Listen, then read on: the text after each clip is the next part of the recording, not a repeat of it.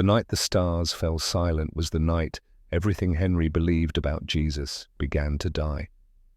I never thought I'd say that out loud, but some truths don't stay buried forever. My name doesn't matter, not anymore. What matters is what happened to Henry, because through him, I learned that faith and reality are not the same thing.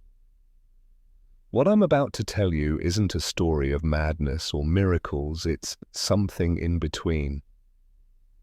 It began on a deserted highway in northern Arizona under a sky so clear it looked like glass, the kind of night when the universe feels close enough to touch. Henry was 47, a man of habit and quiet skepticism. He fixed machines, not mysteries.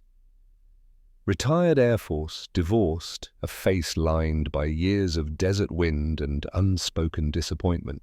He didn't believe in signs, angels, or aliens, but sometimes belief doesn't ask for permission. It breaks through the silence and chooses you. That night, Henry was driving his old silver Tacoma down Route 89A, the road that winds between red rock cliffs and endless dark. The dashboard clock read 2:11 a.m. The radio played an old country song about heartbreak until it crackled and died mid-chorus. Then came the hum, low, steady, too deep to belong to any engine. It pressed against his chest like invisible hands. The desert went still. No wind, no crickets, no sound except that vibration threading through his bones. Probably the power lines, he muttered, but there were no lines for miles. Then he saw it. At first it looked like a star, falling in slow motion, but it stopped before it hit the horizon and hung there, bright, pulsing, alive. It wasn't light the way headlights or flashlights make it. It was more like seeing thought take shape. Henry eased off the gas. The truck rolled to a stop in the middle of the empty road. He leaned out the window. The air was dry and cold, tasting of dust and ozone. The light grew larger, closer, until it hovered maybe 50 feet above the ground. The hum became a tone, melodic and pure, vibrating the metal of the truck. His phone on the passenger seat flickered, screen flashing white. The radio hissed, then a voice struggled through the static. "He is not what you were told." Henry froze. "Who's there?" No answer. Only the rising pitch of the tone, building until his teeth ached. Then the truck engine died. Everything went black. He stepped out, every nerve awake. The light descended, slow and deliberate, until it filled the air around him with silver radiance. The desert glowed as if underwater. His shadow stretched thin across the asphalt. The light changed shape, folding in on itself like silk in a breeze. And then a figure stood where it had been. Tall, luminous, neither male nor female, made of shifting threads of pale gold. It wasn't blinding, it was beautiful in a way that hurt to look at. Henry wanted to run, but couldn't. The presence held him still, not with force, but with gravity. "Do not fear." The words arrived inside his mind, soft yet echoing like thunder. His breath caught. "Who are you?" he whispered. The figure moved closer, each step leaving ripples in the air. A messenger between worlds. Henry swallowed hard. A messenger for who? For the one you called Jesus. The desert air thickened, the scent of rain, though no clouds hung above. but not as your church has told it. Henry shook his head, heart hammering. What are you talking about? The figure's light dimmed slightly, as if considering him. He was not sent to cleanse sin. He came to remind you that you were never separate from the source. You have forgotten what you are.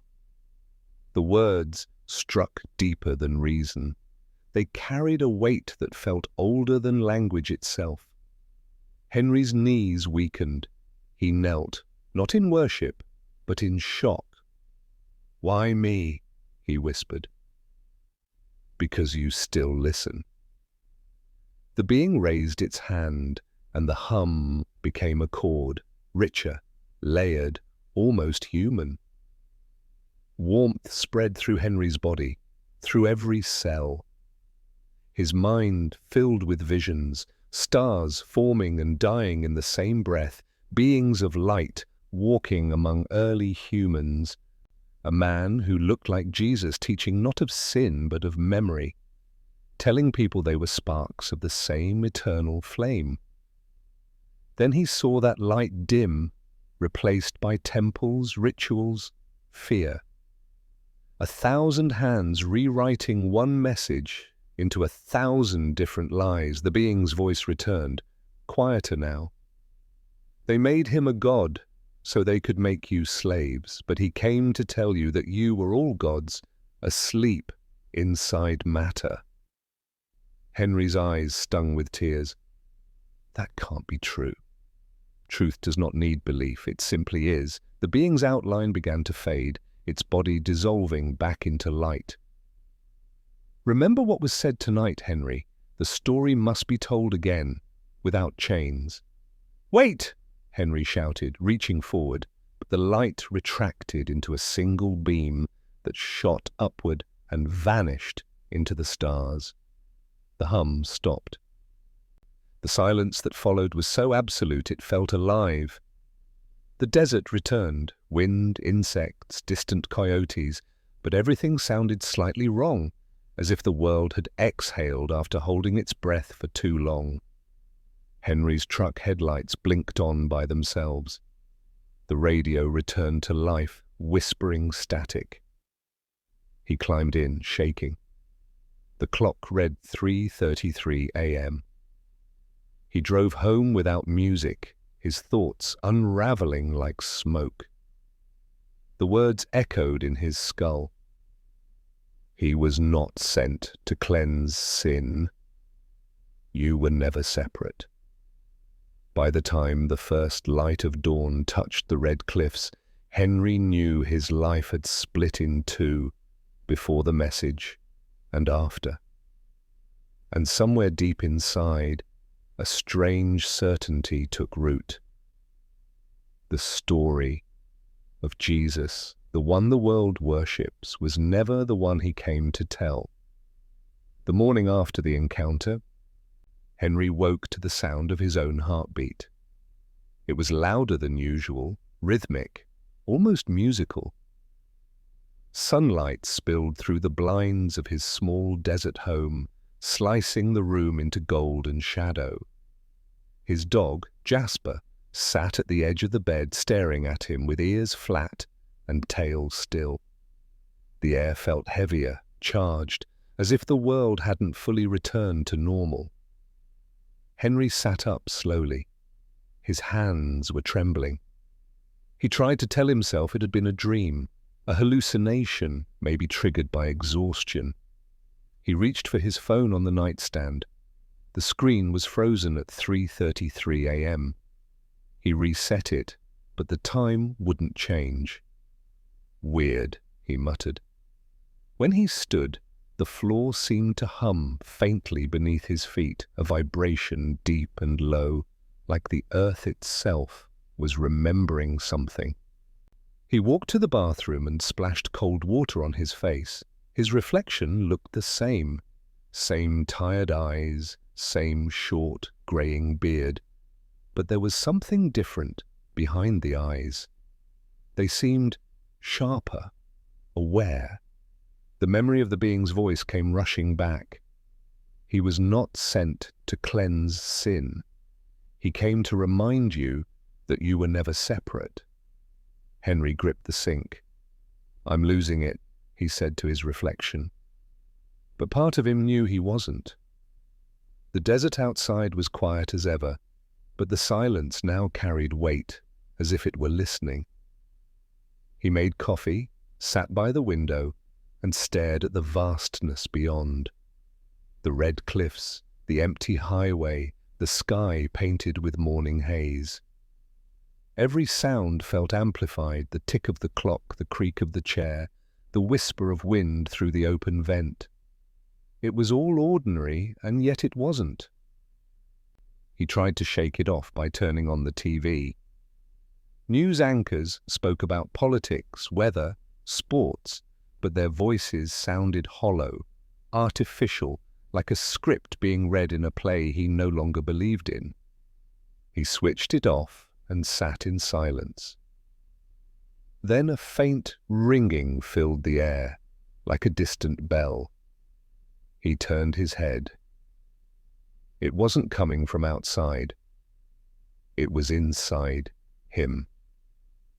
A tone, pure and clear, vibrating in the center of his mind. When he closed his eyes, he saw light. Pale gold, swirling softly, the same hue as the being's glow. He opened his eyes, heart racing. The sound faded. His hands were shaking again. That afternoon, Henry drove into Sedona, hoping that normal scenery would ground him. But everywhere he looked, he saw echoes of last night, the way sunlight bounced off metal roofs, the way shadows curved unnaturally across the road. At a diner, he sat alone at a booth, staring into his coffee. The waitress, a woman in her 50s with kind eyes, asked if he was all right. "Rough night," he said simply. "You look like you've seen a ghost," she replied, smiling gently. "Something like that," he muttered. He didn't tell her what he'd seen. How could he? He didn't have words for it. When he left the diner, he noticed a church across the street, small, white, with a wooden cross casting a long shadow in the afternoon sun. For reasons he couldn't explain, his chest tightened. He crossed the street and stood at the steps, staring at the symbol he'd grown up believing in. The cross felt different now, less sacred, more like a locked door. The words of the being echoed again. They made him a god so they could make you slaves. Henry walked inside. The church was empty. The air cool and still. Candles flickered near the altar. The stained glass windows glowed with images of angels and a radiant Christ, but the colors seemed to pulse faintly, alive. He sat in the back pew, hands clasped loosely, staring at the figure of Jesus above the altar. "If you're real," he whispered, "then what was that last night? Was it you?" The silence stretched, then, faintly, the same low hum began to rise in his chest. His vision blurred. The face of the statue shimmered, and for an instant, just an instant, he saw it change. The eyes opened, the lips moved. The voice was not from the statue, not from the air, but from somewhere between the two. "He came to remind you." Henry gasped, standing abruptly. The sound stopped. The church returned to stillness. He looked around. No one else was there. He stumbled outside, gripping the railing. The sun was blinding, the world too bright. He got into his truck and sat motionless for several minutes, heart pounding. His rational mind scrambled for answers. Hallucination, heat stroke, stress. But deep down, he knew it wasn't that. Something had begun inside him, something that wouldn't stop now. That night, unable to sleep, he sat outside his house, staring at the stars. They shimmered, countless, infinite. "What do you want from me?" he whispered to the dark. The desert wind responded with a long sigh, soft and distant. Then came the tone again, gentle this time, almost comforting. And within it, faint words, the same voice as before. Remember what was said. The truth sleeps in symbols. Seek, and you will recall. Henry pressed his hand to his chest. The hum beneath his skin pulsed, once, twice, in rhythm with the stars above. He didn't know if he was going insane or waking up from a lifelong dream. But for the first time in decades, he felt alive. The world was no longer silent. It was speaking through light, through sound, through him. And he could no longer pretend not to hear. By the third day, Henry couldn't ignore it anymore. The world around him seemed to pulse with a rhythm only he could feel, a silent heartbeat buried beneath reality. The hum had become part of him now, a faint vibration that surfaced when he was alone, especially at night. It didn't hurt, it guided, but toward what he didn't know. The being's last words echoed through every waking moment. The truth sleeps in symbols. Seek, and you will recall. So he began to seek. He spent hours online, scrolling through theology forums, UFO message boards, and obscure archives that mixed scripture with star charts. Most of it was nonsense, yet sometimes, in the blur of digital noise, a phrase or image would stop him cold. A winged figure wrapped in light, an ancient engraving of men bowing before luminous beings, passages in apocryphal gospels speaking of those who descended clothed in light. The more he read, the stranger it became. The Bible he'd grown up with suddenly felt smaller, edited as if someone had torn out the heart and left the skeleton. At night, he'd sit in the dark with a single candle burning and reread familiar verses with new eyes. The kingdom of God is within you. He whispered it aloud, the words trembling on his tongue. Within you, not above, not beyond. The thought unsettled him. Could it be that the being's message wasn't blasphemy, but completion? The next morning, he drove to Flagstaff to visit the library at Northern Arizona University. He hadn't set foot in an academic building in decades, but something inside pulled him there, as if memory itself had a direction. In the quiet upper floor, he found a section labeled Ancient Near Eastern Texts. The smell of old paper filled the air, dry, earthy, sacred. He ran his fingers along the spines of books until one seemed to almost hum under his touch. It was an obscure volume, the Gospel of Thomas and the Hidden Sayings of Jesus. He sat by the window and began to read.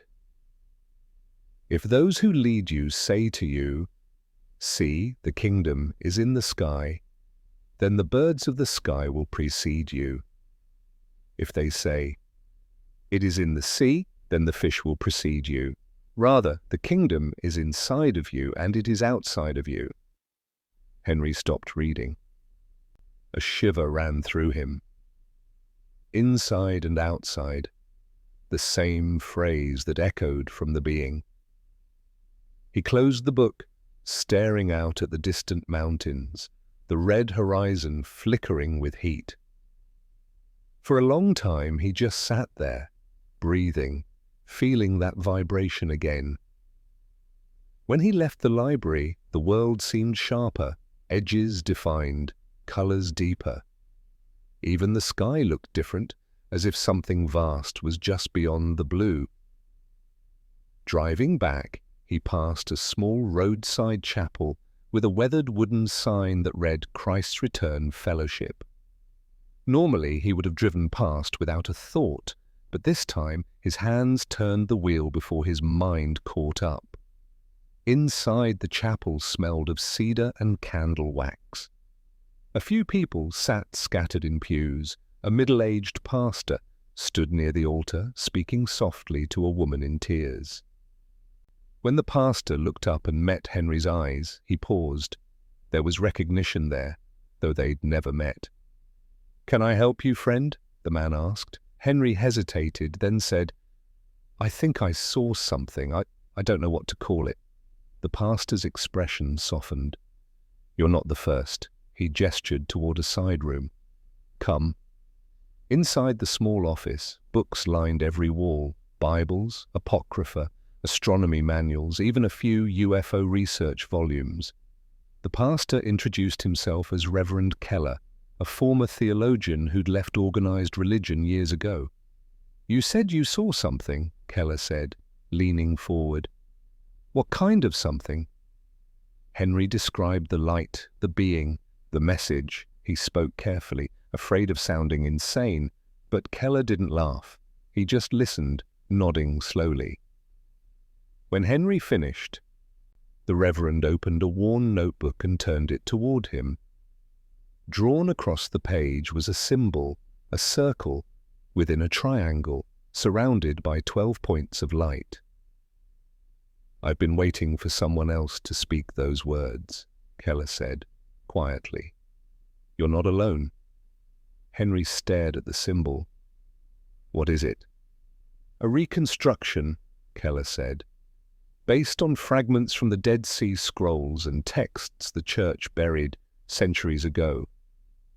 They described emissaries of light, beings who served what they called the living word, the same essence the early followers of Jesus said moved through him, the same light that was never meant to be worshipped, only remembered."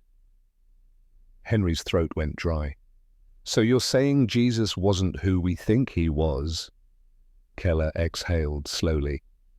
"I'm saying he was more. The institution reduced him to a sacrifice, but his message was about awakening, about what's within us. That's why they feared it. It gave power back to the soul." Henry leaned back, dizzy. The hum in his chest deepened, resonating faintly against the wooden floor. Keller looked at him sharply. "You feel it, don't you?" Henry nodded. "It started that night. It's still there." The pastor smiled faintly. "That's how it begins." "What begins, Per?" Henry asked. "The remembering," Keller said. "They called it the return of the frequency. When a mind opens to truth, the body attunes to it. You're vibrating with the same energy that moved through him." Henry felt a rush of emotion he couldn't name, fear, or something larger. "Why me?" he whispered. Keller shook his head. "Maybe because you were quiet enough to hear." Outside, thunder rumbled across the desert. The room seemed to flicker with the pulse of lightning that never came. Keller closed the notebook. "Whatever you saw, it's not over. The message you received, others have heard fragments. The difference is you believed it long enough to listen." Henry left the chapel as the sun began to set, casting the red cliffs in gold. The hum in his body had grown stronger, no longer frightening, but strangely alive, like a compass pointing towards something unseen. He didn't know where this road was leading, but one thing had become clear. He hadn't just seen a messenger. He'd been invited to carry the message forward. Over the next week, Henry's world began to move between two frequencies, the visible and the hidden. During the day, everything appeared normal. The grocery store lines, the chatter of neighbors, the occasional text from his ex-wife checking in out of politeness. But beneath it all, he felt the hum, a vibration like a quiet orchestra playing below the sound of life. Sometimes, when he focused on it, The air around him would shimmer faintly, as though reality itself were a curtain trembling in a subtle wind. It didn't feel frightening anymore, it felt like remembering. Each night, he returned to the small chapel to speak with Reverend Keller. Their conversations stretched into the early hours, covering scriptures, forbidden gospels, ancient symbols. Keller shared things he'd never preached, fragments of a cosmic theology that the early mystics hinted at but the church buried.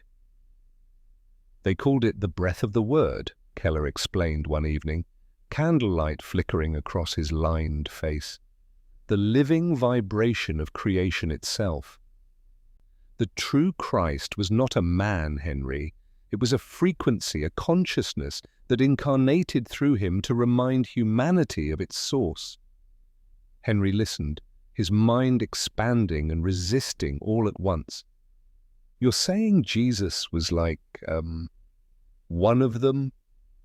Keller smiled sadly. Not one of them. One with them. The phrase struck deep. That night, Henry couldn't sleep. He sat outside under the vast desert sky, the Milky Way spilling across the darkness like rivers of fire. He closed his eyes and listened. The hum inside him was steady, but beneath it he sensed something new.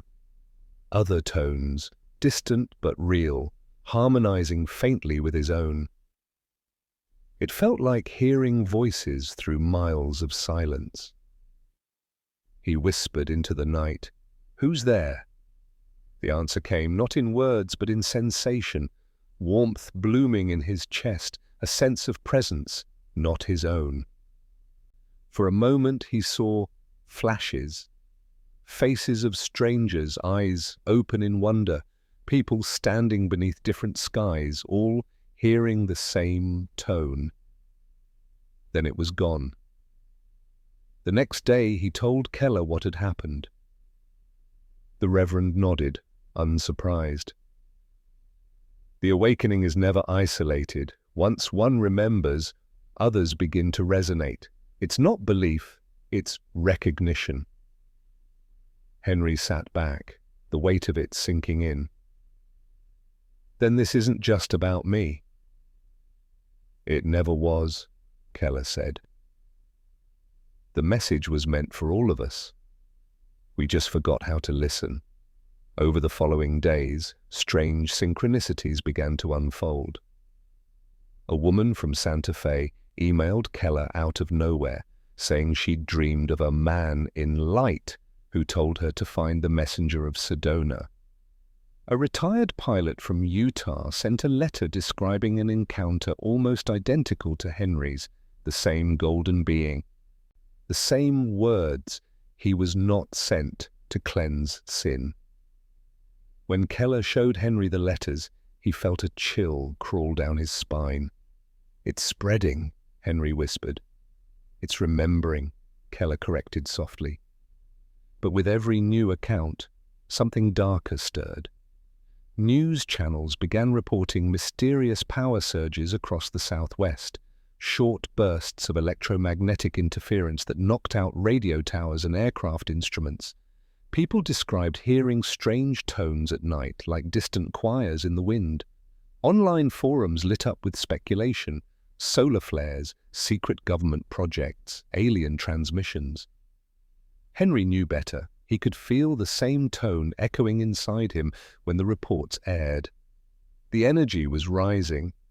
He could sense it in the sky, in the way animals paused before dusk, in the quiet expectancy that gripped the world before rain.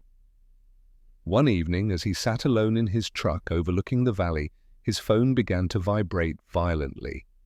The screen flickered, then went white. A single line of text appeared. Do not let them find him again. Henry stared, pulse racing. Who are you? He whispered, but the screen went black. The hum in his chest surged so strongly it brought tears to his eyes. He looked up at the stars, feeling the weight of unseen eyes upon him. Later that night, Keller called. His voice was strained. "Something's happening, Henry." The chapel lights started flickering during prayer. "The cross—" He stopped, breath heavy. The cross glowed.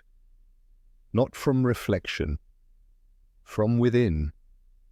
Henry drove through the night to the chapel. When he arrived, the building was bathed in pale luminescence, as if moonlight had chosen only that place. Inside, the wooden cross shimmered faintly, the air thick with warmth. Keller stood near the altar, hands trembling. "It's the same light you described," he said. Henry stepped closer, drawn by something ancient and familiar. The glow intensified, radiating gentle waves. His hum resonated in response, the two frequencies merging, and then, for the briefest instant, the chapel vanished. He wasn't in Sedona anymore. He stood on a vast plain under a sky filled with stars that moved like living fire. Around him were figures of light, thousands, each unique, each vibrating with harmony. Among them, one stood taller, brighter, the same being from the highway. The voice entered his mind again. "The veil thins. Remember the word, not the worship." He came to awaken the light within, not to be its owner. Henry wanted to ask questions, to understand everything, but the scene began to dissolve. The being raised a hand, and warmth enveloped him. "The time is near. Many will hear, few will believe. Do not fear their doubt. The truth does not die. It returns." The vision broke. Henry was back in the chapel, the glow fading, the air still humming. Keller stood frozen, tears streaking his face. "You saw it too," Henry said quietly. The Reverend nodded. "It wasn't just a vision," he whispered. "It was a transmission." They stood in silence for a long time, the last echoes of light fading into the night. Outside, thunder rolled across the horizon, though no storm was coming. Henry felt the vibration one more time, steady, clear, infinite. The message was spreading. And somewhere beyond the stars, something, or someone, was waiting for humanity to finally remember who it was. By the third week, the world began to notice. It started with murmurs on social media, short clips of people standing frozen, eyes closed, humming in perfect unison with tones no one could explain. The videos came from all over: New York rooftops, small towns in Brazil, the crowded markets of Istanbul. The sound was always the same, one deep, harmonic note, pure and unwavering, resonating through the air like the earth itself was singing. News anchors laughed at first, calling it a viral trend, but soon the laughter stopped. Airports reported compass failures, migratory birds veered off course, hospitals saw sudden spikes in patients with identical symptoms, heart palpitations, vibrating sensations, and vivid dreams of a glowing man walking across the sky. Henry watched it unfold from Keller's small office, eyes glued to the flickering TV screen. Every image mirrored the energy he'd been feeling inside. "It's spreading faster than we thought," Keller murmured, scrolling through an article about the phenomenon. "They're calling it the global hum, but no one can trace its source." Henry leaned forward. "It's not coming from space," he said softly. "It's coming from within us." Keller looked at him, eyes filled with awe and worry. "If that's true, then humanity is resonating with something ancient, something beyond biology." That night, Henry dreamt again. He was standing on the same cosmic plane, but this time there were more figures, countless points of light flickering in and out like living stars. The golden being stood before him, radiant yet sorrowful. "The awakening cannot be contained," it said, "but they will try. They always do." When Henry asked who they were, the light dimmed.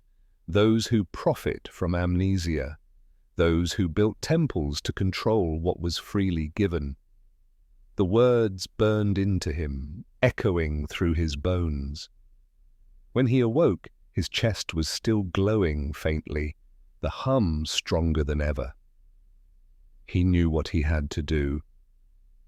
At sunrise, Henry drove toward Phoenix, his old camera equipment rattling in the back seat.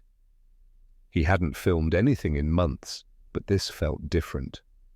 It wasn't a story, it was a calling. Keller wanted to come, but Henry told him to stay behind and keep the chapel open. "If this turns bad," he said, "people will need a place to go." Keller clasped his shoulder. "And if it turns good?" Henry smiled faintly. "Then they'll still need somewhere to remember what it means." The city felt strange when he arrived. Billboards flickered, streetlights pulsed faintly in rhythm with the hum only a few could feel. In a downtown park, hundreds had gathered, some praying, some weeping, some simply standing with eyes closed. Henry began filming quietly. A woman noticed him and approached, tears streaking her face. "You hear it too, don't you?" she asked. He nodded. She pointed upward. "He told me to find others who remember." Henry froze. "Who told you that?" "The man in the light," she whispered. "He said the message was never about worship. It was about reunion." As the crowd began humming together, the sound thickened in the air like mist. Lights flickered across the city, cars stopped, phones went dead. For a moment, silence swallowed everything. Then, from the horizon, a low-frequency vibration rolled through the air, gentle, powerful, alive. The sky itself seemed to ripple. Henry felt his heart sink with it. He fell to his knees, overwhelmed by emotion that wasn't entirely his own. People around him began to glow faintly, a soft shimmer radiating from their skin. It was beautiful, terrifying, holy. And then, sirens. Military vehicles rolled in from every direction, floodlights cutting through the crowd. A loudspeaker blared. "Disperse immediately! This is a restricted area!" Soldiers moved forward, faces masked, rifles raised, not in aggression, but uncertainty. Henry's camera kept rolling. One of the soldiers, barely 20, approached, eyes wide. "What's happening to them?" he whispered. Henry met his gaze. "They're remembering." The young man hesitated, then lowered his weapon slightly, his expression flickering between fear and wonder. Before anyone could react, the hum surged again, so powerful that the ground itself seemed to pulse. Every electronic device failed at once. The city plunged into darkness. For a heartbeat, there was only silence. Then the sky lit up. A column of light shot downward from the clouds, pure and golden, illuminating everything. The crowd gasped, some collapsing, others reaching toward it. Within the beam, a form took shape, the same being Henry had seen on the highway, but now vast, radiant, unmistakably divine. Gasps turned to sobs, prayers, disbelief. Henry could feel its voice before he heard it. "Do not worship the messenger, become the message." The words reverberated through every cell of his body. Around him, people fell to their knees, not from reverence, but recognition. The light expanded, and for a split second, Henry saw flashes, cities around the world experiencing the same event, the same beam, the same voice. Humanity connected through a single frequency of remembrance. Then it was gone. The beam withdrew, the hum faded, and silence reclaimed the city. Power slowly returned, streetlights flickering back to life. People stood trembling, unable to speak. The soldiers backed away, weapons forgotten. Henry looked down at his camera. The battery light was dead, but the screen glowed faintly, one final frame frozen in time. It showed the being's face clearly, eyes of burning compassion. Beneath it, 3 words appeared. The word returns. Keller called that night. His voice shook. Henry, I saw it. The whole world did. Every nation, every feed, but now they're deleting it. Governments are calling it a solar anomaly. They're shutting down networks. Henry closed his eyes. It doesn't matter, he said softly. You can't erase resonance. He stood at the motel window, watching the stars vibrate faintly above the city skyline. Something deep within him shifted. A quiet acceptance, a readiness. He knew the real revelation hadn't come yet. What the world saw was only the opening chord. The true symphony was still building. Behind him, the television flickered to life on its own. A news anchor stared blankly at the camera, her voice trembling. Authorities confirm the phenomenon has ceased worldwide. No explanation has been given. The Vatican has scheduled an emergency address tomorrow. Henry turned off the TV. He didn't need to hear it. The truth wasn't coming from podiums anymore. It was already inside humanity, humming quietly, waiting to be remembered. Outside, thunder rolled once again through a cloudless sky. The world held its breath. For the first time in decades, every channel, every live stream, every radio frequency tuned into the same broadcast. The Vatican had declared a universal address, a message for all faiths, all nations. It was said that the Pope himself had been among those who saw the beam of light above Rome, and that something had appeared over the dome of St. Peter's, a symbol no one could explain. Henry sat alone in his motel room, the curtains drawn, his small camera still on the table, lifeless but sacred, like a relic. The hum inside him had quieted, not vanished, only become more focused, like a heartbeat waiting for a cue. The feed flickered on. The Pope appeared, pale, trembling slightly, surrounded by cardinals whose faces looked carved from stone. Behind them, a great golden tapestry shimmered with faint light, as if the fabric itself were alive. The Pope began to speak, his voice heavy with both authority and exhaustion. "My brothers and sisters of this earth," he said slowly, "something has visited us, something not of this world, yet older than all worlds." He paused, the silence so profound that even static on the broadcast seemed to hold its breath. Many saw what they believed to be angels or lights, or Christ himself returned in a form unimagined. But we must discern what is truth and what is temptation. Henry leaned forward, his pulse racing. The Pope continued, "Our Lord warned of deceivers clothed in light. Not every shining being is divine.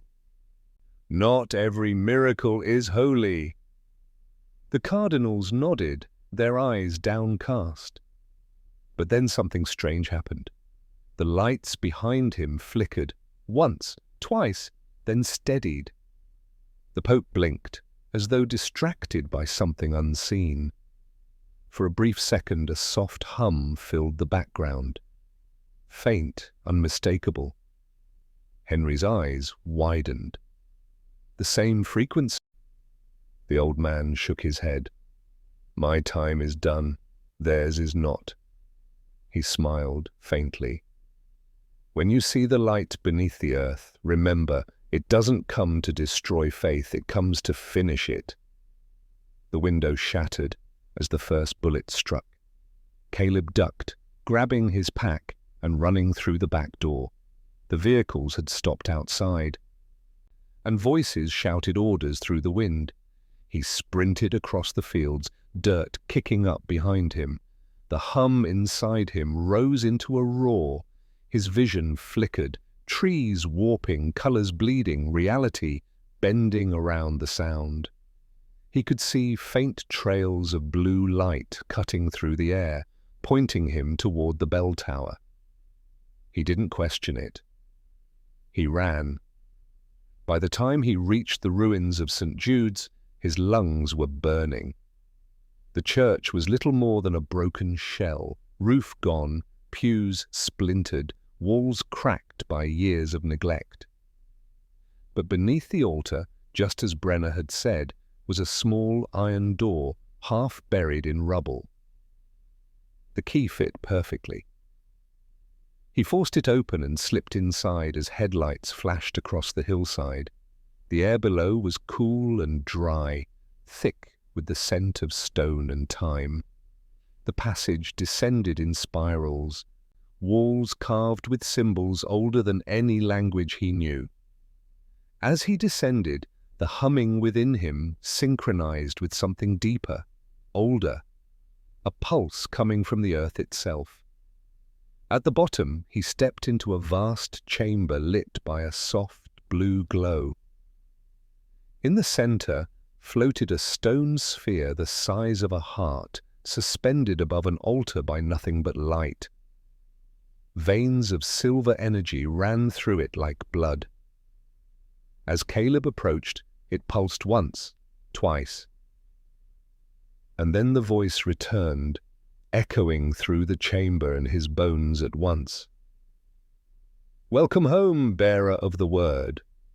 Caleb fell to his knees. What are you?" "I am the echo of the beginning," it said.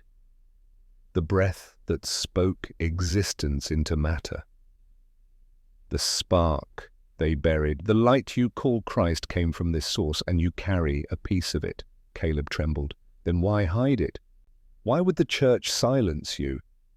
"Because truth cannot be ruled. Faith can." He looked up at the sphere. "What do you want from me?" The glow intensified, washing the chamber in living light.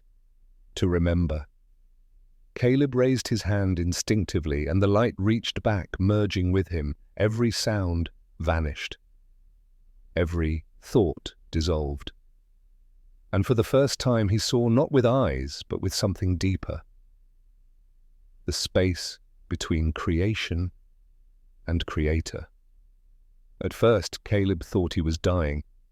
The light was too much, too bright, too infinite for human eyes.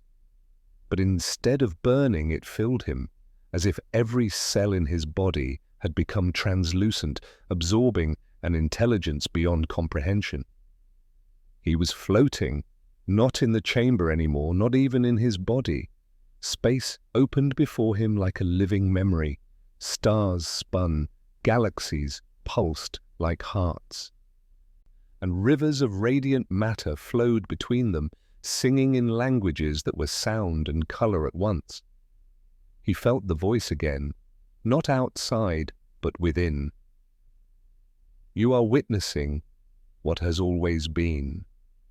The cosmos shimmered, rearranging into an image, an immense being of light descending through the void. It wasn't humanoid, not at first, but its essence shifted, condensed, taking form. The light became flesh, the infinite stepping into the finite. "This was the incarnation," the voice said. "Not one event, but a pattern."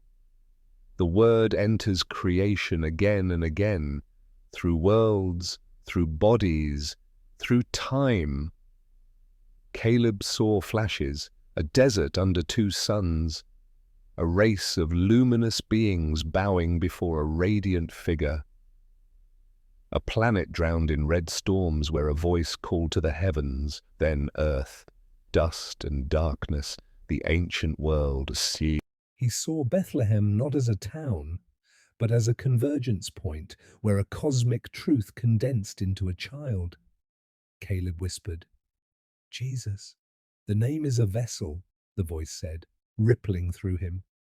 "The essence is the same. The Logos, the bridge between creator and creation.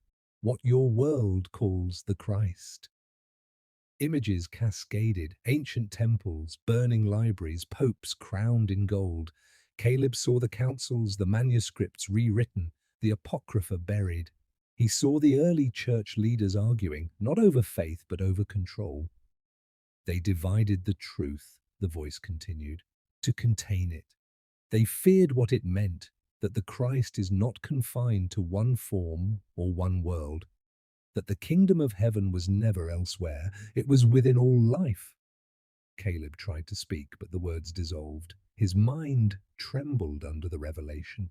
He saw flashes of modern cities, churches glowing with stained glass, prayers rising like smoke, and beneath it all, silence. Religion became memory. Faith became currency. They forgot the source. The vision shifted again. He was standing on a mountain of glass overlooking Earth from orbit. A vast network of light surrounded the planet, pulsing like a neural grid. Each human heart, each spark of consciousness, was connected by invisible threads of energy, souls communicating in silent harmony. "Humanity is a choir," the voice said, "but the harmony was broken when the word was buried." Caleb reached toward the planet, feeling every heartbeat, every prayer that had ever been spoken. "If this is true," he said, "then why come to me? Why now?" The light trembled with what almost felt like sorrow. "Because the time of forgetting ends. The word must rise again, not through temples or hierarchies, but through the awakened." Caleb's body convulsed as visions flooded him. Wars, governments, cathedrals collapsing in light. He saw people everywhere suddenly stopping, as if hearing something beyond sound, eyes opening, souls remembering, then darkness. The custodes verbi, figures cloaked in shadows, rising from catacombs, their hands marked with the same sigil. "They will fight to silence this awakening," the voice said. "They always have." Caleb gasped. "Then what am I supposed to do? Bear witness?" The chamber shuddered. The light dimmed, and Caleb found himself kneeling again before the floating sphere. It now pulsed faintly, as if exhausted. A single strand of light connected it to his chest, and when it faded he felt a hollow ache, like losing part of his soul. The air was different, dense, vibrating with static. From somewhere above he heard footsteps echoing down the stairwell. He wasn't alone anymore. He ducked behind the altar just as three figures entered the chamber. Men in black suits, faces obscured by helmets that glowed faintly blue. Each carried a small device humming with restrained energy. The lead one spoke, voice metallic. "Target is within. Confirm trace of the anomaly." Caleb's pulse raced. He could feel the energy in the sphere responding, flickering like a heartbeat. The men advanced. One of them pointed at the altar. "Residual fusion, he's bonded to it." Without thinking, Caleb stepped out. "Stop!" The three turned sharply. The leader raised his device, a weapon of some kind, Surrender, Hartman. You've been exposed to the source, Diagi. You're contaminated. I saw the truth, Caleb said. You're hiding it. All of you. The man's voice was calm but cold. The truth kills worlds. Faith holds them together. Without the veil, humanity collapses. The hum in Caleb's chest ignited again, stronger than before. You're not protecting faith, you're imprisoning it. The air rippled. Light surged from his body, throwing the men backward. Their weapons discharged, beams slicing through stone. The sphere flared in response, its glow synchronizing with his heartbeat. The chamber began to shake. "Contain it!" the leader shouted, but it was too late. The sphere burst, not with explosion, but expansion. A wave of light swept through the catacombs, erasing shadow and sound. Caleb screamed as the energy poured through him, lifting him into the air. For a moment, he wasn't human. He was voice, vibration, light. When he fell, silence returned. The chamber was empty except for dust and the faint scent of ozone. The agents were gone. Whether dead or dissolved, he didn't know. The sphere was gone too, replaced by a faintly glowing mark on the floor. The same sigil as before, now burning in white fire. Caleb stumbled to his feet, his body shaking. His skin glowed faintly, the veins under it shimmering like threads of starlight. He looked at his hands and saw patterns moving beneath the flesh, geometric and alive. He could hear distant voices, thousands of them, whispering in unison. "Remember!" He staggered toward the staircase, the world around him trembling with invisible force. When he emerged into the open air, dawn was breaking over the hills. The town below was silent, untouched. Yet he felt something had changed. The wind carried a new rhythm, a quiet awareness. Somewhere, someone else had just awakened. Caleb collapsed to his knees at the edge of the ruins, staring at the rising sun.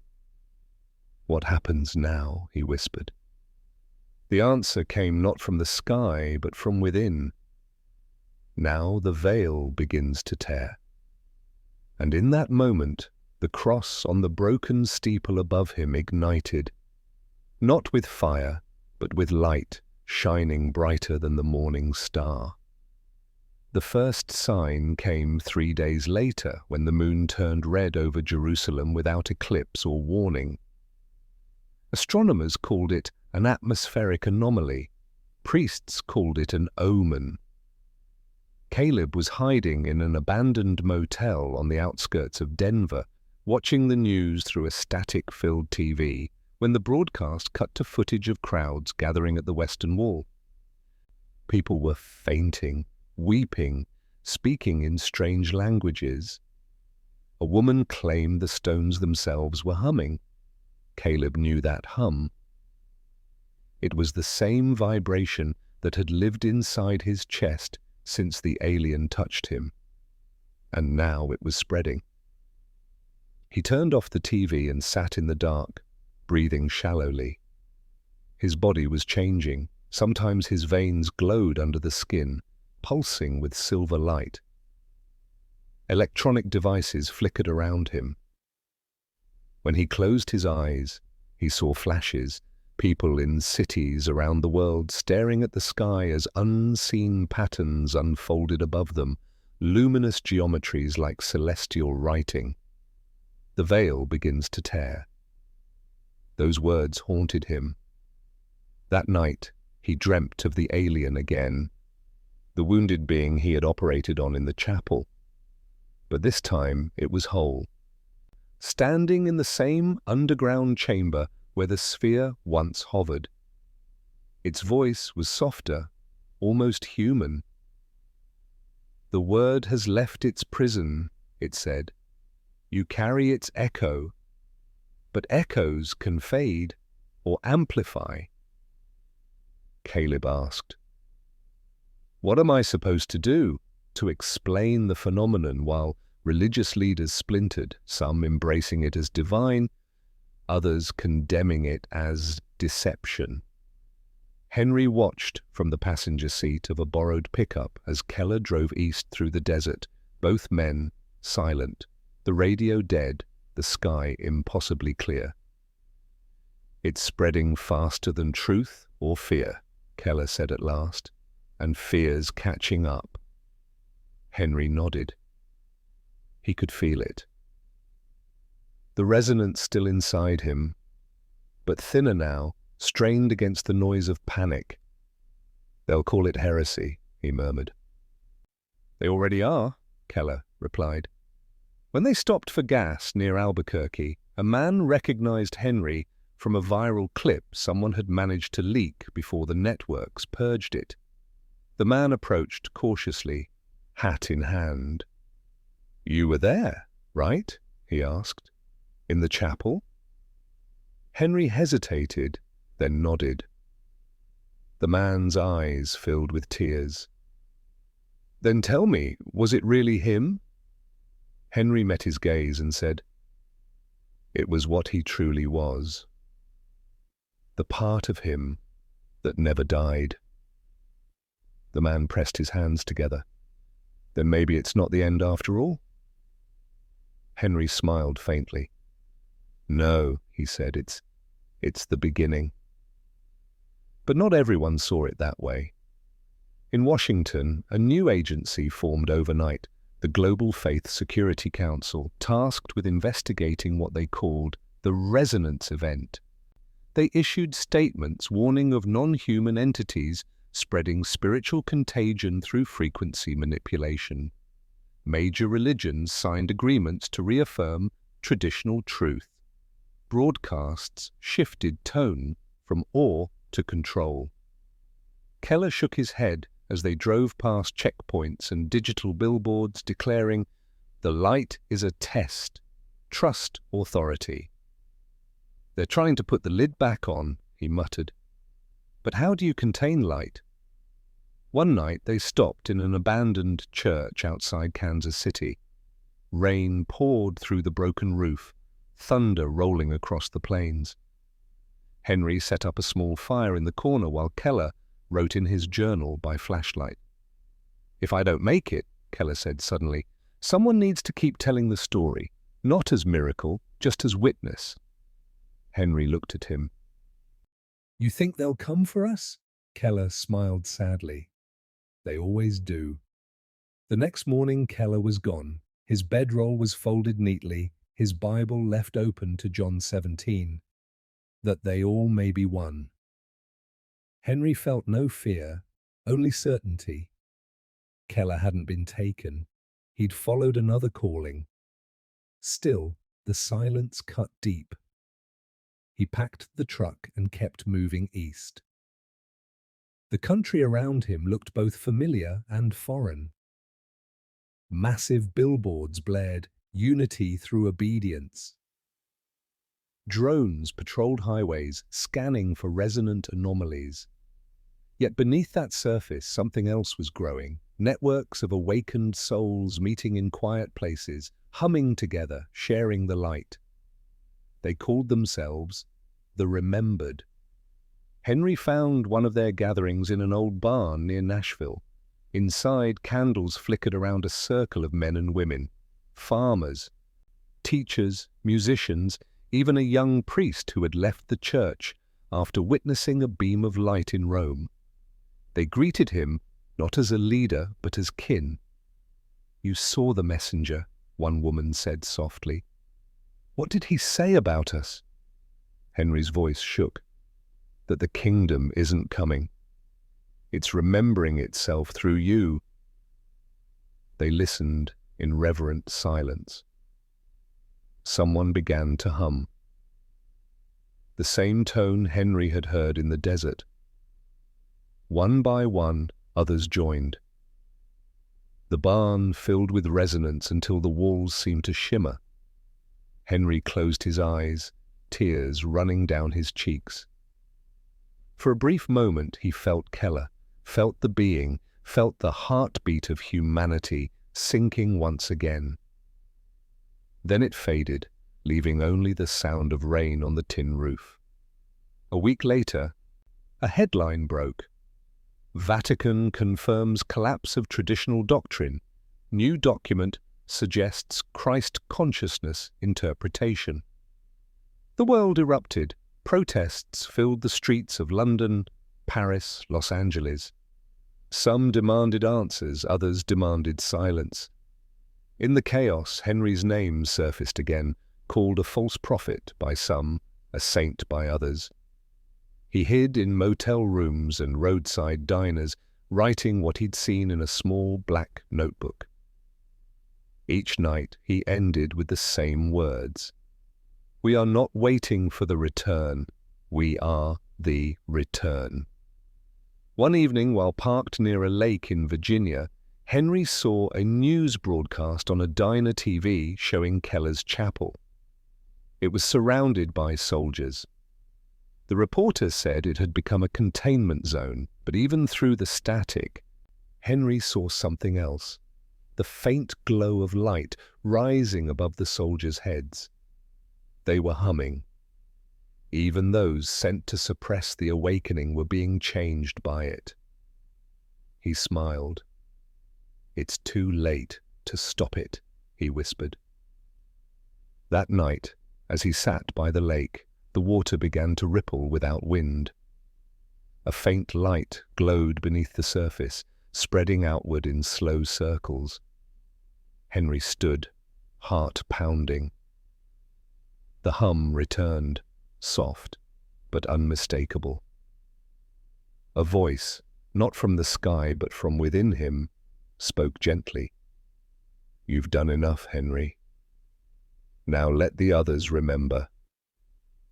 He fell to his knees, overwhelmed. Is this the end? He asked. The voice replied, No. The beginning has no end. The light on the lake rose slowly, forming a shape, human, luminous, peaceful. It was neither alien nor divine, but something in between, the bridge between both. Tell them, the being said, tell them that faith was never belief, it was resonance. The word was never a book, it was a vibration. And heaven is not a place, it is when hearts hum in harmony. Then it dissolved into the air, leaving ripples of gold that spread across the water until they vanished into moonlight. Henry sat there for hours, silent, tears drying on his cheeks. The night was calm, the crickets still, the hum gone, but its echo eternal. He opened his notebook and wrote the final line beneath all his notes. Heaven hums through us when we love without fear. He closed the book. Somewhere in the distance, thunder rumbled. Or perhaps it was the sound of humanity waking up. Weeks passed like slow thunder. The world was still turning, but something in its rhythm had changed. The hum, once faint and hidden, now surfaced everywhere, in wind chimes, in city crowds, in the electric hush before a storm. The more people tried to deny it, the louder it became. The frequency had entered the bloodstream of Earth itself. Henry lived quietly now, on the outskirts of a small coastal town in Maine. He rented a cottage that overlooked the ocean, a place where fog rolled in like a living veil and gulls cried over the surf. Every morning, he wrote. Every evening he listened, sometimes to the wind, sometimes to the silence between waves. Both carried messages that no language could hold. He no longer searched for Keller. He no longer sought the being. The truth was within him now, patient and still, like an ember refusing to die. Yet one night in late autumn, as lightning flickered over the horizon, a soft knock came at his door.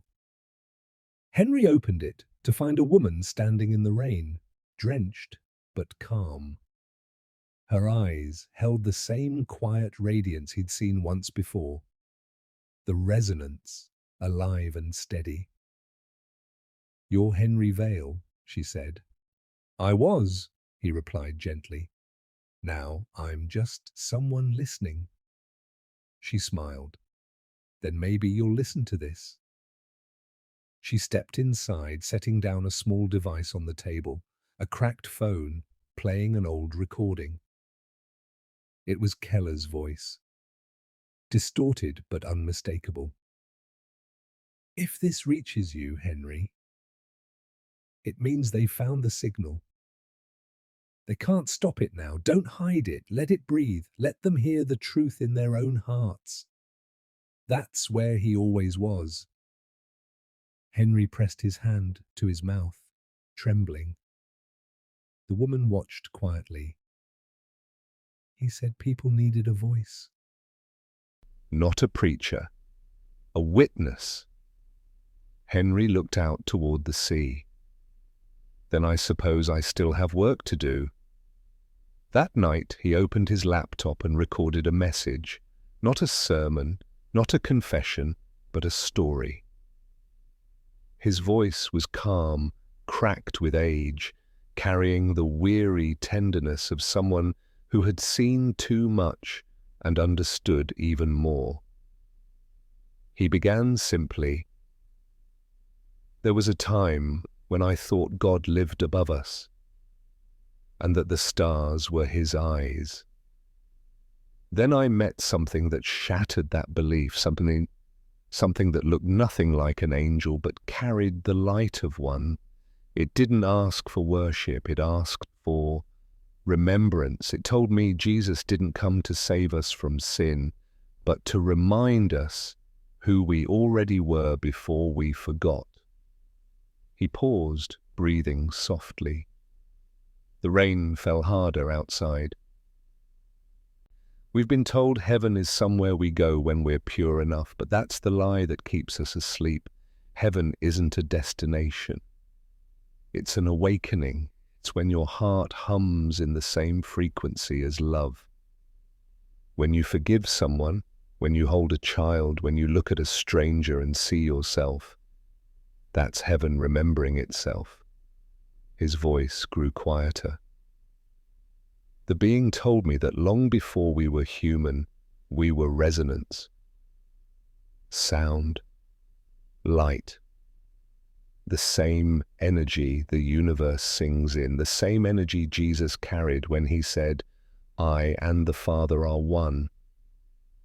He wasn't claiming divinity, he was remembering it." He let that sit for a moment. "We are not fallen, we are not separate, we are sound, slowed down into flesh. And the only sin was forgetting." Henry looked at the clock. It was 3:33 a.m. The same time he'd first met the being. He smiled faintly and continued, "I'm not asking you to believe me. I just ask that you listen. Turn off the noise, close your eyes, and hum. Even if you don't know why, you'll feel it. That vibration beneath your ribs, that's creation remembering you." He ended the recording with a whisper. "Maybe the universe is bigger than we imagine. Thank you for listening." He hit upload. Within hours, the video spread across the world. It wasn't flashy or edited, just Henry's voice and a candle flame beside him. Yet millions watched it, shared it, translated it into every language. The world was starved for truth that didn't demand belief, only presence. In the days that followed, something extraordinary happened. People began humming again, not in fear, not in confusion, but in unity. The churches echoed with new resonance. Mosques, temples, and synagogues vibrated with the same tone. Children hummed in playgrounds without knowing why. Scientists recorded measurable energy spikes across the planet, and somewhere, deep beneath the noise of civilization, Earth hummed back. A year later, Henry's cottage stood empty. Locals said he disappeared during a storm, though no wreckage was ever found. Some claimed they saw a flash of light over the ocean that night, like a sunrise that rose from below the waves. In time, his words became part of a movement known simply as the Remembering. No leaders, no symbols, just people gathering in circles, humming, breathing, loving without fear. The message was clear. The light is not coming. Its awakening, centuries later, when humanity had spread among the stars, explorers on a distant world found a preserved recording floating through interstellar static. It was faint, old, but still intact. The voice of a man speaking across time and light. We are not alone. We never were. The divine was never outside us. It was the resonance between us. That's what the messenger came to say. And what we finally remembered. The recording ended in silence. Then softly, a hum began. One that vibrated through the ship's hull, through the crew, through the blackness of space itself. And the stars began to answer.